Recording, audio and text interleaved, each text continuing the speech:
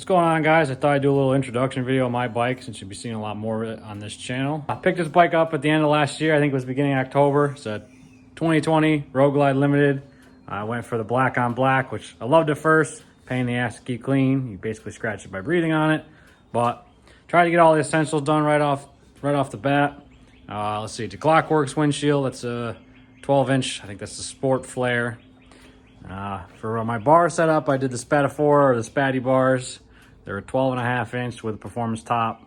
I kind of like them compared to a normal T-bar, without having to cut right into your brand new gauge pod. You get the adjustability to be able to go back and forth because they mount like a normal handlebar, but you still get the top and the narrowness of a T-bar. For grips, I upgraded to the Kahuna heated grips. Come to find out, my bike actually came from the factory with the heated grips not working, and we later discovered that someone in the factory actually didn't put a heated grip on this side, but by the time I realized this over the winter, it was too late. So I actually got a bike with one heated grip and one not. Thanks Harley for that. For seat, I'm running this Lucky Dave seat for now. That's actually going bye-bye. I don't know how people like these things. As hard as a rock.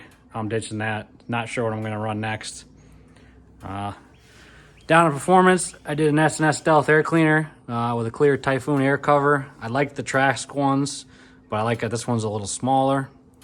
Performance-wise, I got the Stage 2 torque cam and the Harley, was it the Pro Tune Street Tuner?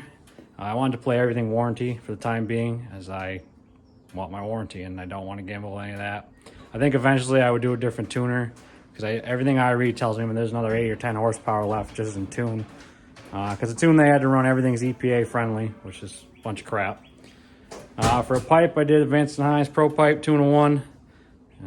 It's a good pipe for the money. I think I got it for like $700. Got a nice clean sound to it. One of the biggest things I like about having a Limited is not having a mullet and not having to stretch bags.